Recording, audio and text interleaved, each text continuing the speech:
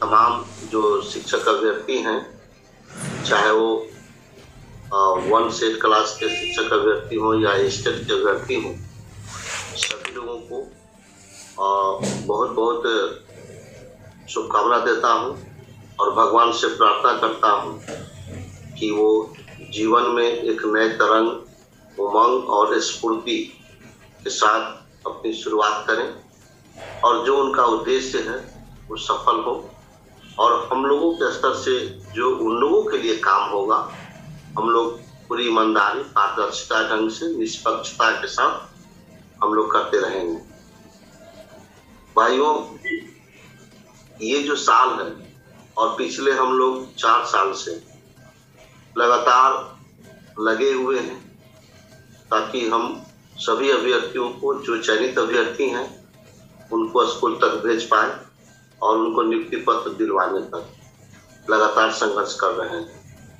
और सिर्फ मैं ही संघर्ष नहीं कर रहा हूं, साथ में हरिशंकर मिश्रा जी हैं, रोशन जी हैं और टीम के बहुत ही सक्रिय सदस्य, चौबे जी, राहुल जी, अमित जी, अभिनव जी, मुनीष शुक्ला जी, विशाल जी, बहुत से लोग हैं।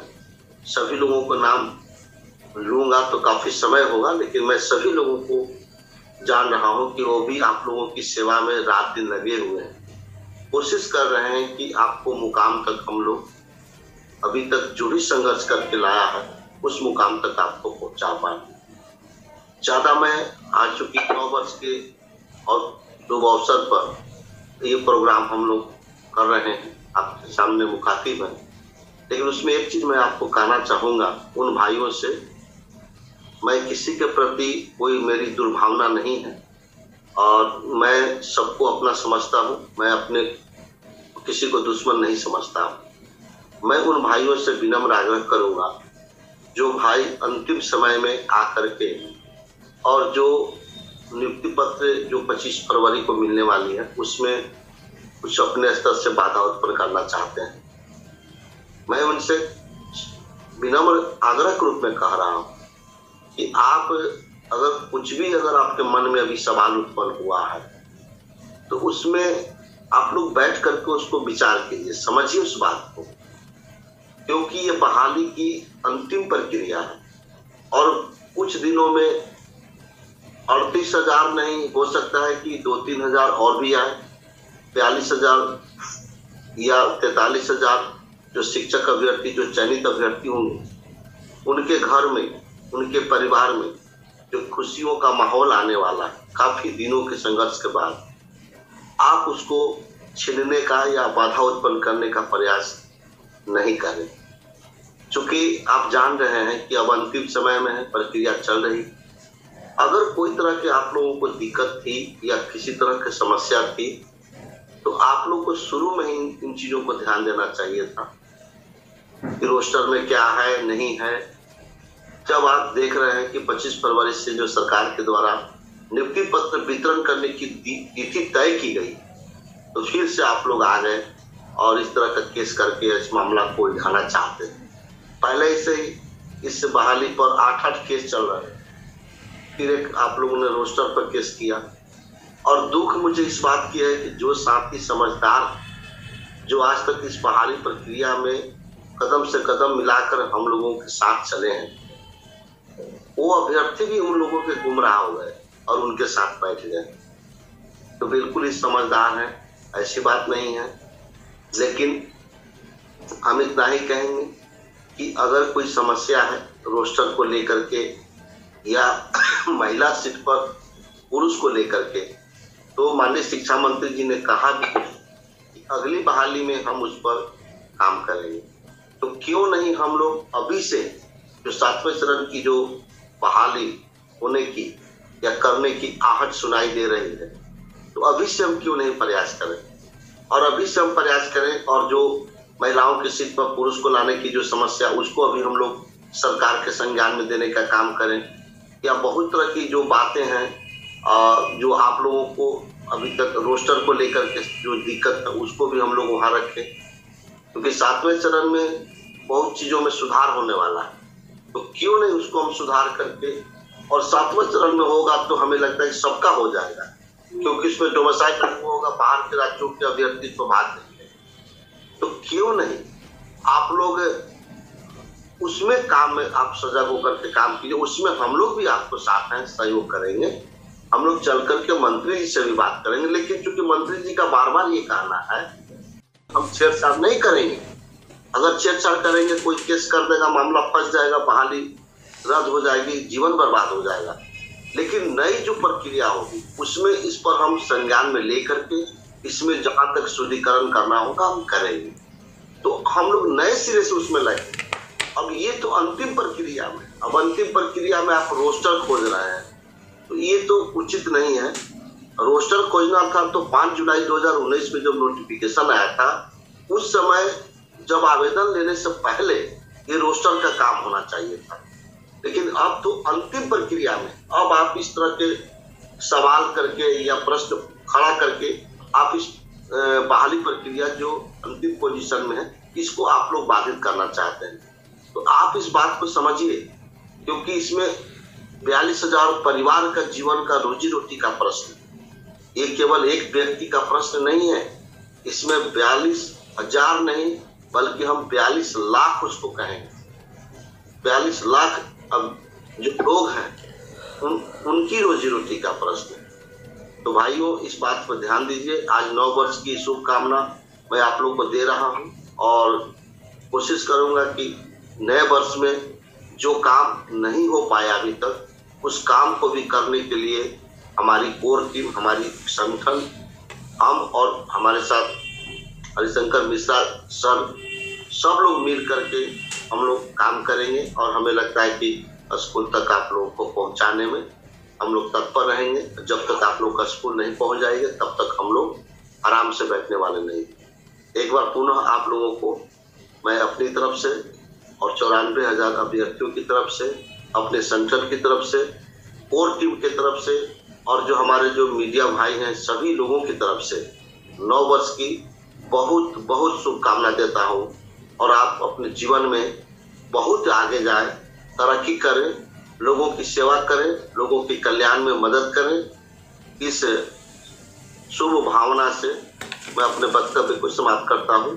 धन्यवाद जी। प्रदेश अध्यक्ष जी हरिशंकर भैया जी, आपसे सिर्फ एक छोटा सा प्रश्न करना चाहूंगा 9 वर्ष के उपलक्ष्य में, कि तमाम जितने भी हमारे शिक्षक अभ्यर्थी हैं, चाहे 6ठे चरण में शामिल हों चाहे 7वें चरण में शामिल होने के लिए बेताब हो, उनको आप क्या संदेश देना चाहेंगे? देखिए सतीश जी,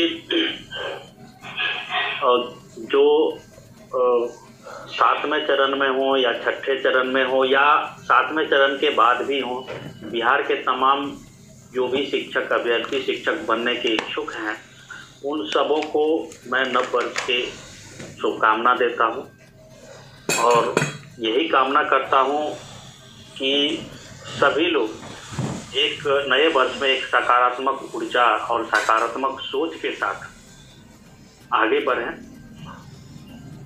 और क्या उचित है क्या अनुचित है ये सभी लोग भली भांति जानते हैं। प्रदेश अध्यक्ष जी का एक बात बहुत ही अच्छा लगा कि उन्होंने ये चर्चा किया कि ये जब 5 जुलाई 2019 में जब ये नोटिफिकेशन निकला था, उसके बाद जो प्रक्रियाएं शुरू हुई, तो शुरू होने के बाद जो भी कमियां थी उसको जो है उस स्तर पे सही कर,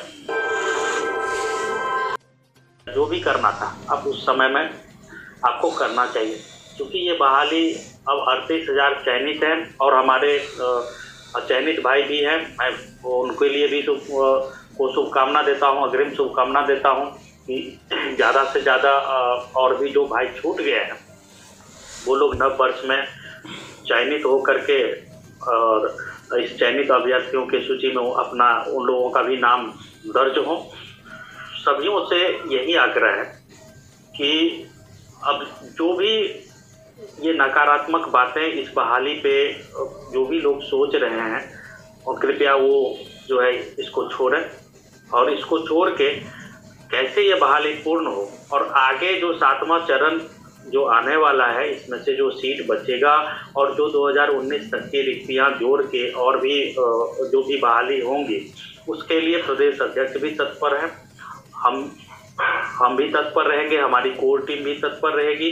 और सतीश जी आप भी अपने चैनल के माध्यम से जैसे तत्परता दिखाते हैं वैसे दिखाएंगे। तो सबों से एक हाथ जोड़ के विनती है कि अभ्यर्थियों के दुख दर्द जो भी लोग हैं अभ्यर्थियों के दुख दर्द को उनके सब कुछ समझें। आज अगर 38,000 चयनित अभ्यर्थियों का आज अगर 38,000 लोग चयनित हुए हैं तो इसमें आप सबों का योगदान है। कुछ भाई हम अभी जो है देखे हैं कि रास्ते से भटक गए हैं, जैसे कि केस में कुछ नाम देखा था जो उस बहाली के लिए ये बात सत्य है कि उन्होंने भी संघर्ष किया है, कदम से कदम मिला के चलने का काम किया है। मैं उन भाइयों से ऐसे अपेक्षा नहीं करता हूँ।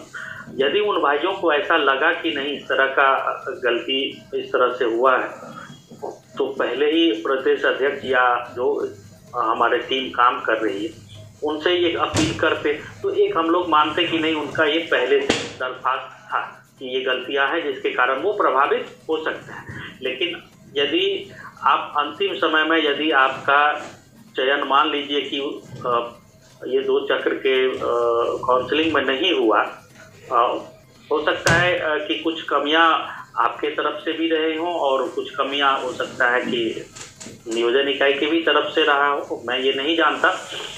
लेकिन इन सबों को जो है हम यही उम्मीद करते हैं कि इस नव वर्ष में इन सारे चीज़ों को सब चीज़ भूल के और इस बहाली को पूर्ण करवाने के लिए वो लोग भी हम लोगों का साथ देंगे। हाँ, एक बात और कहना चाह रहा हूँ कि जो भी अचयनित भाई हैं अगर उन्हें किसी तरह की परेशानी या कुछ और महसूस होता है तो वो स्वतंत्र हैं कि हम लोगों से वो जब भी चाहें बात करें। यदि हम लोगों के लेवल से कोई भी उनको मदद मिलता है तो हम लोग कभी भी पीछे नहीं हटेंगे। उसमें जो है प्रदेश अध्यक्ष जी को जानते ही हैं कि प्रदेश अध्यक्ष जी मतलब लोगों के अभ्यर्थियों ही नहीं ये अपने निजी जीवन में भी बहुत सारे लोगों के जो कार्य होता है इनसे अगर कोई कार्य उनका होने वाला होता है तो ये उसमें भी बढ़ चढ़ के भाग लेते हैं, बढ़ चढ़ के उन लोगों का मदद करते हैं। तो मुझे भी उम्मीद है कि अगर कोई आपको लगता है कि हाँ प्रदेश अध्यक्ष जी के स्तर से या हमारे कोर टीम के स्तर से या हमारे संगठन के स्तर से आप लोगों की परेशानी दूर हो सकती है तो अवश्य जो है आप लोग हम लोगों से बात कर सकते हैं। हम लोग यथासंभव कोशिश करेंगे कि अगर हम लोगों के स्तर से दूर हो जाए तो परेशानी को दूर करने का पूरा प्रयास किया जाएगा। और लास्ट में यही अपील करूंगा कि सभी लोग जो भी छोटी छोटी बात है उन सबों को दरकिनार करके सभी लोग इस नए वर्ष में जो है एक साथ आएंगे, सारे पिछले अगली बातों को भुला के इस बहाली को पूर्ण करवाएंगे। इस पुण्य के काम में सभी भागीदार बनेंगे और सबों से यही एक बार विनम्र विनती भी है और मैं आशा करता हूँ कि जो है जरूर इन बातों पे वो लोग ध्यान देंगे। साथ ही साथ पुनः एक बार बिहार के शिक्षक बनने के जो भी इच्छाधारी अभ्यर्थी हैं उन सबों को नव वर्ष की शुभकामनाएं। ईश्वर उन्हें स्वास्थ्य प्रदान करे, उन्हें जो है स्फूर्ति दे, उनमें एक नव चेतना जागृत करे। और अब उसमें आपका नहीं होगा तो इसमें जो चयनित अभ्यर्थी है, जो 38,000 चयनित अभ्यर्थी या तीसरे चरण की काउंसलिंग में जो चयन होकर के जो आने वाले अभ्यर्थी हैं, क्या दोष है? अपने स्वार्थ में कम से कम ये सोचना चाहिए कि हम अपने स्वार्थ में ये 38,000 या 42,000 जो भी हमारे अभ्यर्थी जो जिनका जीवन का रोजी रोटी का प्रश्न है और ये प्रक्रिया अंतिम चरण में चल रही है, नियुक्ति पत्र जारी करने का वितरण करने की तिथि जारी हो चुकी है, तो इसमें आप लोगों को तो स्वयं इस बात को विवेक होना चाहिए कि भाई मेरा अगर परसेंटेज कम है तो 7वां चरण अभी आ रहा है, उसमें आपको मौका मिलेगा।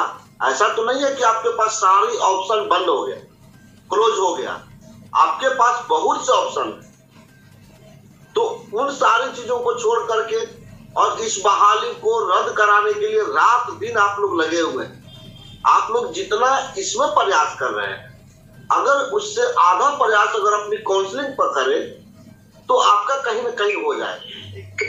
चीजों पर आप ध्यान नहीं दे रहे हैं और इसको केस कर, राजस्थान में केस हुआ तो हम क्यों पीछे रहेंगे, हम भी केस करेंगे। और सबसे बड़ा तर्क इन लोगों के द्वारा ये दिया जाता है कि मेरा नहीं तो तेरा भी नहीं, मेरा नहीं होगा तो किसी और को नहीं होने देंगे। ये कैसा तर्क है भाई। और खेत बेच करके 10 कट्ठा 15 कट्ठा खेत बेचेंगे, मंजूर है, लेकिन हम बहाली को रद्द करवा के ही माने। ये कौन सा आपका तर्क है भाई। आप अगर 40-42 हजार अभ्यर्थियों का रोजी रोटी छीन लेंगे तो इसमें कौन सा आपको राष्ट्रपति पुरस्कार मिलने वाला। पहली बात। दूसरी चीज है कि जो भाई रोस्टर पर केस किए वो बहुत ही सीनियर मोस्ट लीडर है। एक समय में बिहार में उनकी तूती बोलती थी, सब लोग उनको पसंद करते थे, लेकिन मेधा अंक या प्रतिशत कम होने के कारण अभी तक उनका नहीं हो पाया। और जब देखा कि यहाँ चयनित और अचयनित के बीच में जब आपस में विद्रोह हो गया, आपस में कलह शुरू हो गया, तो उन्होंने अचयनितों का साथ थाम लिया और कुछ लोगों को गुमराह करके, नहीं आप लोगों के साथ बहुत बड़ा नाजायज हो रहा है, राजेंद्र जी बहुत नाजायज कर रहे हैं और अल्पसंख्यक लोगों के लिए कुछ भी नहीं कर रहे हैं राजेंद्र जी, इसलिए आप लोग आइए हम आपको न्याय दिलाएंगे। उन लोगों को गुमराह करके और ये रोस्टर पर केस किया गया। और रोस्टर पर केस कब किया गया, जब ये बहाली अंतिम प्रक्रिया में है, इसके बाद नियुक्ति पत्र मिलने वाला है। तो ज्यादा आ रहा है।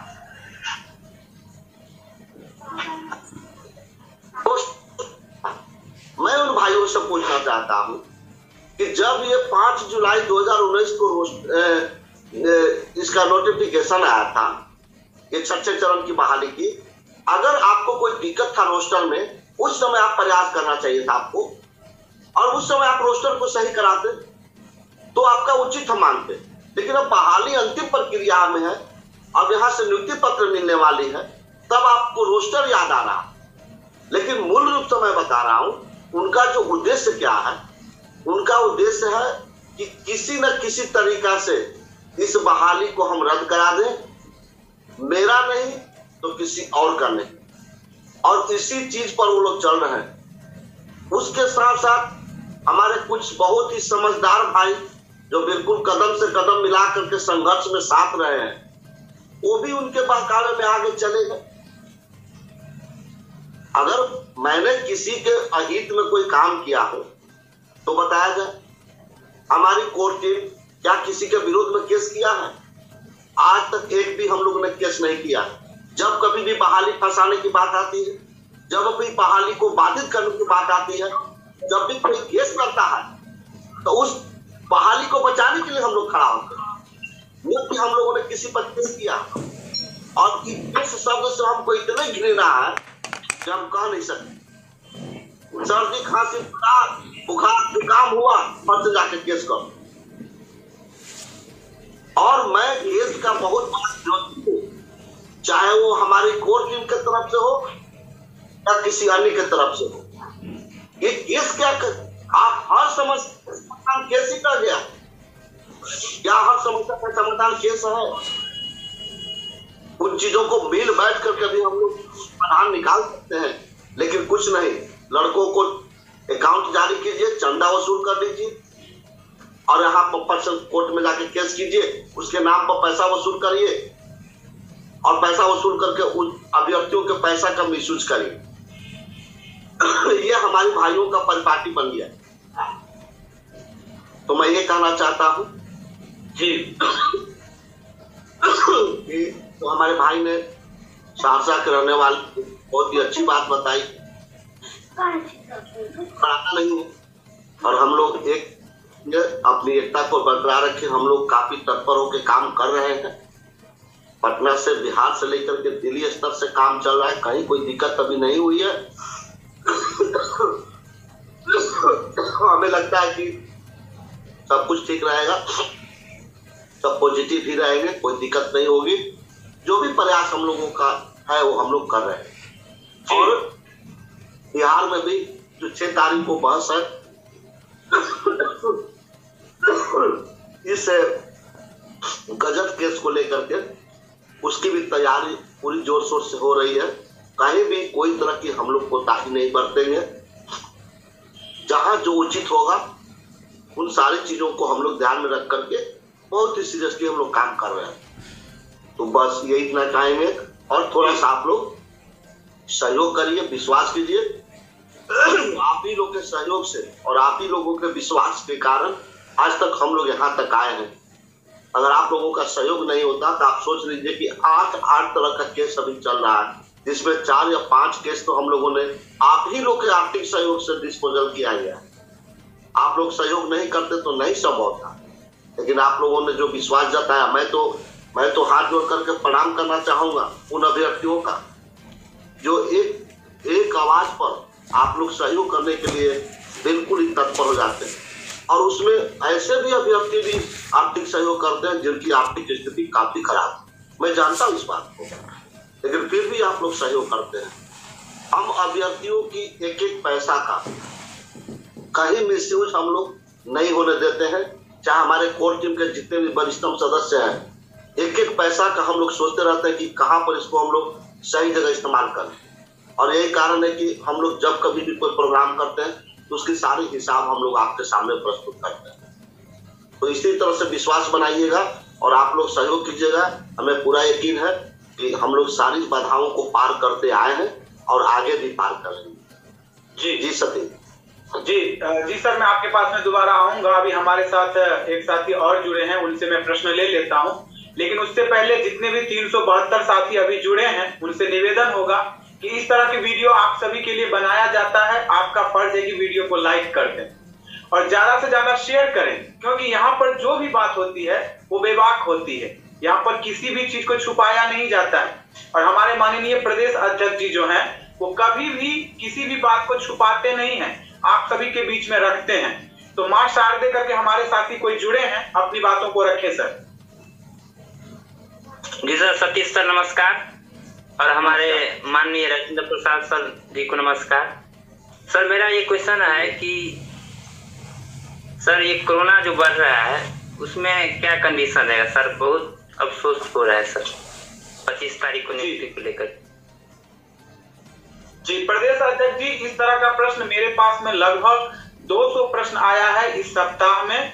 सभी साथी को ये डर है कि क्या पता कोरोना की स्थिति यदि इस प्रकार से आगे बढ़ेगी, और जो हमारे गोटी भाई साहब ने कहा था कि ये जो महत्वपूर्ण काउंसलिंग है 17 जनवरी से लेकर के 28 जनवरी तक, उसके ऊपर में आप थोड़ा सा सुझाव जरूर दें शिक्षक अभ्यर्थियों को। हमें पूरा यकीन है कि ये के बीच में जो काउंसलिंग होने वाली है तीसरे चरण की, वो हमें लगता है कि होगी, जरूर होगी।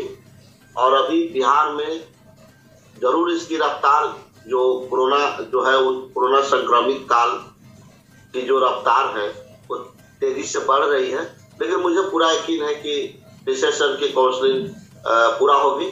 और जो परिस्थिति आगे की परिस्थिति कैसी होगी अभी कहना थोड़ा मुश्किल है।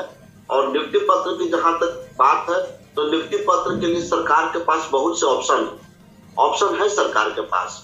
ऐसी बात नहीं है कि उनके पास ऑप्शन नहीं है। जैसे आप बाय पोस्ट भी आप भेज सकते हैं नियुक्ति पत्र, और जो मान लीजिए कहीं पर लॉकडाउन अगर नहीं लगता है तो अभ्यर्थी क्योंकि वहां पर जो कोरोना का प्रोटोकॉल है उसको पालन करते हुए और डिस्टेंस मेंटेन करते हुए मास्क और सैनिटाइजर की व्यवस्था करके भी वो हो सकता है। ऐसी बात नहीं है कि वो नहीं हो सकता है। या अगर ज्यादा होगा तो बाय पोस्ट भी आप भेज सकते हैं, बाय पोस्ट भी कर सकते हैं। बहुत तरह के विकल्प है सरकार के पास। सरकार भी चाह रही है कि हम इसको दें और देने की उसकी मंशा बिल्कुल साफ है। ऐसी बात नहीं है कि अभी सरकार के हम ऊपर कुछ लांछन लगाना चाहते हैं। उनकी जो सोच वो पॉजिटिव वे में है। मैंने कई वीडियो में पहले भी कहा था कि अभी सरकार पॉजिटिव मोड में है और हमें लगता है कि कोई ना कोई विकल्प उसका खोज लेगी और खोज करके और हर हालत में नियुक्ति पत्र भी हमें मिलने की उम्मीद है।